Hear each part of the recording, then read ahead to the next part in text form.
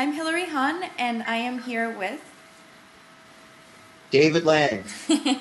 and I'm interviewing David for Sequenza21. So let's start from the beginning. How did you begin composing? It's a very embarrassing story, actually. My family was completely unmusical. There was no music. There was no classical music in my house at all.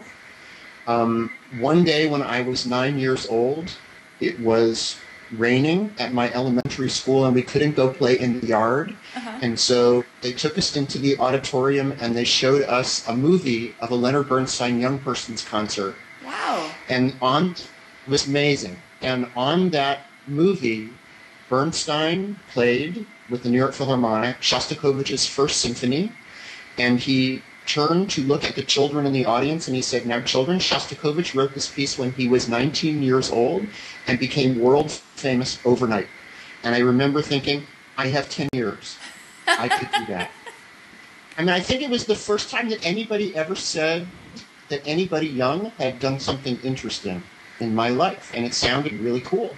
So after that, I became the world's biggest Shostakovich fan, and dedicated my life to figuring out everything about composers. That was it. I didn't know anything about music. I was just interested in composers. That was it. Did you study an instrument after that?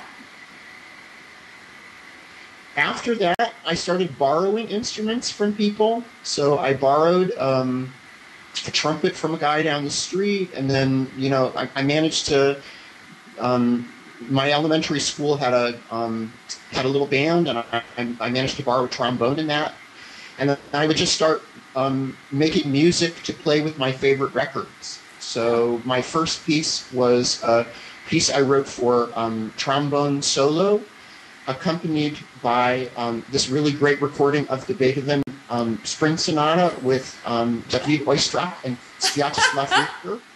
And every day I would come home from school and I would put on my good friends David and Sviatoslav and I would play a trio with them on trombone. And I would write it down. I didn't know anything about writing music, so I would just write little squiggles, that showed me what to do.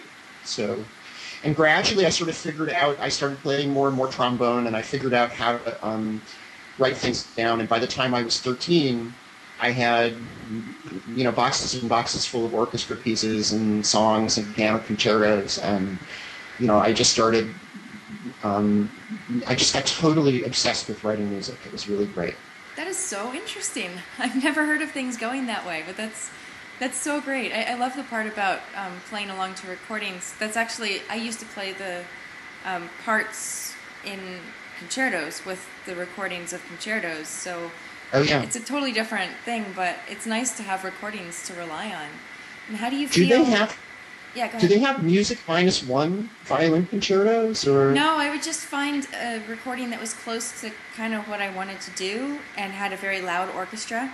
And because often the recordings you hear the violinist the best, and I didn't want to hear the violinist, I wanted to hear the orchestra. So I would make sure that the violinist was turned down as much as possible.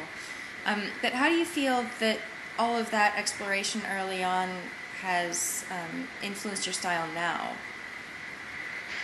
Well, I think, I got used to the idea. I know this sounds terrible talking to such a great violinist, but I got used to the idea that the central, most important thing on the planet was the life of a composer. And I think that was because I wasn't a musician.